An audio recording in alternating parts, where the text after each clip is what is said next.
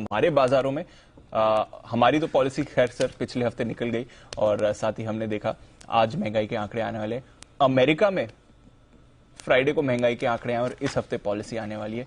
और जिस हिसाब से महंगाई के आंकड़े आए हैं सर, लगातार पिछले कुछ महीनों से भारत से ज्यादा रहे इनके महंगाई के आंकड़े और अब तो 8.6% का आंकड़ा आते हुए दिखा है। उसकी वजह से बाजार में ये जो उतार चढ़ाव हुआ है, ये थोड़ा समझाएं सर, इतना कैसे डर गए बाजार इस महंगाई को देख? दीप, इसमें कोई डाउट नहीं कि डरने की साफ वजह की बहुत क्लियर कट है। और वजह यह है दीप कि अगर इतने प्रयासों के बावजूद महंगाई काबू में नहीं आ रही है, उल्टा बढ़ रही है जी, तो फिर चिंता की बात तो है ना। बिल्कुल है। अब फेड इतनी ब्याज दरें बढ़ा चुका है, उसके बावजूद और उल्टी बढ़ रही है, तो मतलब ठीक है, आपको पता है कि ब्याज दरों के बढ़ने का असर होगा, इम्पैक्ट आएगा, लेकिन वो आता दिख नहीं रहा। और उम्मीद से कहीं ज्यादा मतलब 8.3 8.4 तक का अंदाजा था कि मैक्सिमम वहां तक पहुंचेंगे। करेक्ट 8.5% के ऊपर महंगाई दर मतलब कुछ जरूरत से ज्यादा ही है। और उसके सामने आप देखिए ब्याज दरें 1% वहां पर 1%। ये आंकड़े ये प्लेट बहुत इंपॉर्टेंट है, ये लोगों को देखनी और समझनी चाहिए कि इस वक्त कहाँ किस देश में कितनी महंगाई है और ब्याज दरें क्या है।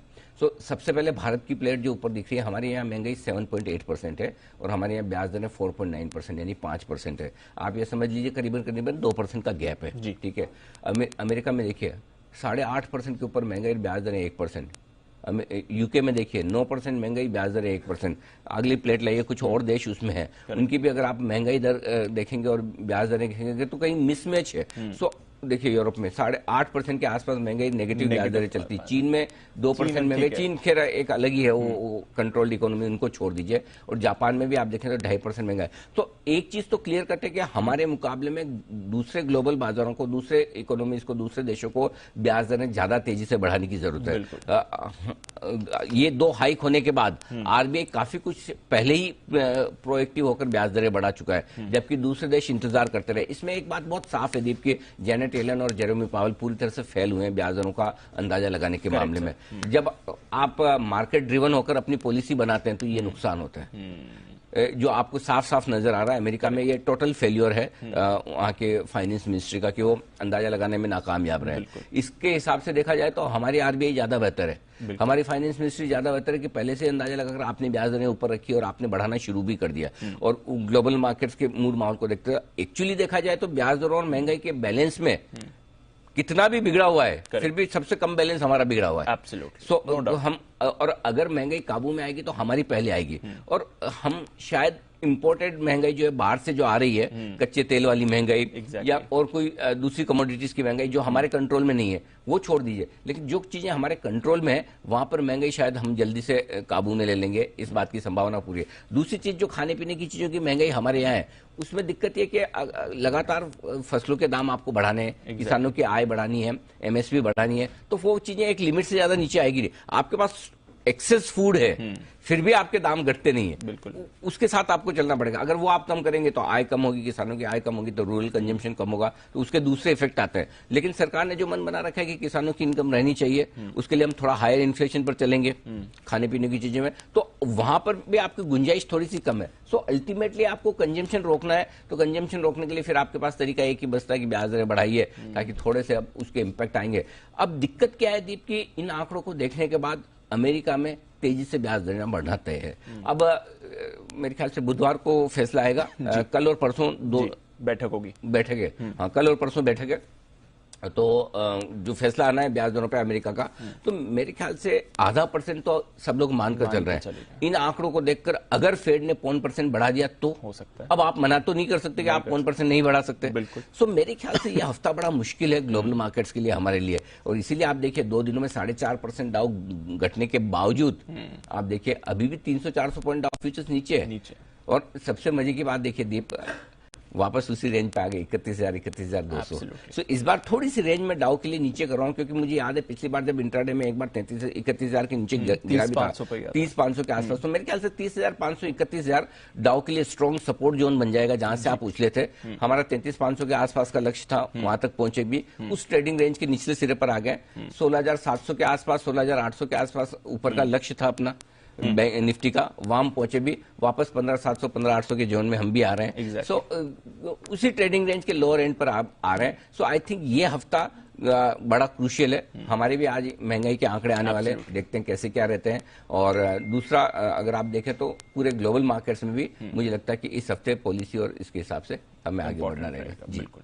एक आंकड़ा मैं आपको बताना चाहूंगा सर, क्योंकि अब सवाल ये उठ रहा है कि हमारे अगर बैंक्स और हमारा आरबीआई थोड़ा ऑलरेडी प्रोएक्टिव रहा है फेड के मुकाबले। आखिरी बार जब ये आंकड़े थे सीपीआई के 8% से ज्यादा, दिसंबर 1981, 40 साल पहले, तब फेड का रेट मालूम है सर कितना था? कितना था? 13%। ओह, जो आज 1% है, तब 13% था रेट जब इनके 8% के ऊपर। अच्छा, हाँ, जो सुबह बग्गा साहब बता भी रहे थे कि एक तब एग्रेसिवली और 20% कर दी थी, कर दिया था उन्होंने, और वो रेस्ट्रिक्शन में चला गया। सो अभी दिक्कत वही है कि ब्याज दर तो आप बढ़ा देंगे, लेकिन ब्याज दरें बढ़ने का जो तेजी से बढ़ने का जो असर होता है, वो कहते हैं ना कि एलोपैथिक ट्रीटमेंट में यही प्रॉब्लम है, इलाज तो तुरंत हो जाएगा लेकिन उसके साइड इफेक्ट्स लंबे समय तक चलते हैं। एग्जैक्टली। जितना हेवी डोज आप दोगे उतने हेवी डोज के उतने साइड इफेक्ट्स होंगे। बिल्कुल करेक्ट। ट्रीटमेंट आपकी जो मेन बीमारी है वो तो कंट्रोल में आ जाएगी, लेकिन साथ में 10 बीमारियां वो लेकर आएगी। करेक्ट। ये प्रॉब्लम वो प्रॉब्लम जो फ्यूचर में होनी है उसका क्या? So, ये एलोपैथिक ट्रीटमेंट है फेड का कि बहुत तेजी से बढ़ा दो, एकदम बढ़ा दो। अच्छा, दूसरा क्या, पैनिक में कोई क्या कर जाता पता नहीं चलता। एग्जैक्टली। सो पैनिक ऐसा थोड़ी कि कोई एक रिटेल ट्रेडर और इन्वेस्टर को ही होता है। पैनिक तो सेंट्रल बैंक को भी हो सकता है, पैनिक तो किसी भी देश की सरकार और उसके पीएम को भी हो सकता है, सो या प्रेसिडेंट को हो सकता है। सो अमेरिका में ये इन्फ्लेशन देख के पैनिक मचना तय है, और अपने को दीप उस हिसाब से ये वाली वीकली एक्सपायरी निकालनी है शांति से, तब तक एडवेंचर नहीं करना है। क्यों कि एक तो बुधवार को आपको पता चलेगा कि अमेरिका में, अगर अमेरिका में फिर 0.5% बढ़ा दी, और ये नंबर देखने के बाद पावेल साहब कुछ अच्छा तो बोल ही नहीं सकते उनकी लाइफ में। बिल्कुल नहीं बोल सकते। मतलब गलत रहे अब तक। हाँ, गलत है। अब स्वीकार खुल के कर ले तो तकलीफ कि हम गलत हो गए, और जेनेरल येलेन ने स्वीकार कर लिया तो इनको करना ही पड़ेगा, है ना? वैसा वाला हाल हो गया।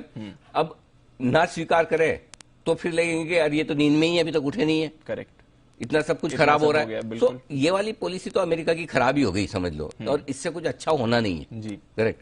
सो मुझे लगता है, और प्लस हमारे गुरुवार को वीकली एक्सपायरी जिसमें आज लोग फंसे हुए मिलेंगे आपको बहुत सारे लॉन्ग पोजीशन पे। सो मेरा ये समझना है कि थोड़ा सा ये हफ्ता आपको गुरुवार तक शांति से थोड़ा सा संभल कर निकालना है। लगातार पिछले हफ्ते दीप हम एक चीज कह ही रहे थे कि कैश मार्केट के स्टॉक्स से मिड कैप स्टॉक्स में थोड़ा सा पैनिक वाला मामला बन भी रहा है। बट एनीवे, ग्लोबल मार्केट्स की बात करते हुए सिंपल सी चीज है कि डेटा ड्रिवन मार्केट है, पॉलिसी ड्रिवन मार्केट है, और इस फेड की पॉलिसी पर आगे मेक और ब्रेक वाला मामला बनेगा। सिर्फ 9 हफ्ते अमेरिकी बाजार कमजोर हुए हैं पिछले 10 हफ्तों में से लगातार। सिर्फ 9 हफ्ते, 10 हफ्तों में से सिर्फ एक weekly closing positive last week की जो मिली थी, लास्ट वीक, मतलब इससे पहले वाली की, वो तो बाकी मतलब, और ये मेरे ख्याल से one of the worst month अभी तक जा रहा है। हाँ। पिछले 2 साल का मेरे ख्याल से 2020 के बाद से अभी तक का शुरुआती 10-12 दिन जो भी हुए काफी खराब, उसमें अब तक का सबसे खराब महीना ही जा रहा है। तो बेसिकली सिचुएशन अगर आप अमेरिका के बाजारों की देखेंगे तो इससे लगता है कि कोविड ही ठीक था। मार्च 2020 उतना खराब नहीं था अमेरिकी बाजारों के लिए, मतलब, और वहां ये पता था कि किसी एक्सटर्नल इवेंट की वजह से गिर गए। यहाँ जो मार्केट गिर रहे हैं वो फंडामेंटल रीजन से गिर रहे हैं, और फंडामेंटल रीजन से जब आप गिरते हैं ना तो उठने में टाइम लगता है। दिक्कत हो है। अगर आप न्यूज की वजह से उठे तो न्यूज का असर जिस दिन आपके दिमाग से निकलने लगता है आप ठीक हो जाते हैं, है ना? लेकिन जब फंडामेंटल रीजन से गिरते हैं तो बड़ी तकलीफ होती है, और फिर उठने में भी वक्त लगता है। तो ये अमेरिकी बाजारों के जो संकेत है पिछले 2 दिनों के, ये थोड़े डराने वाले हैं, इसमें कोई डाउट।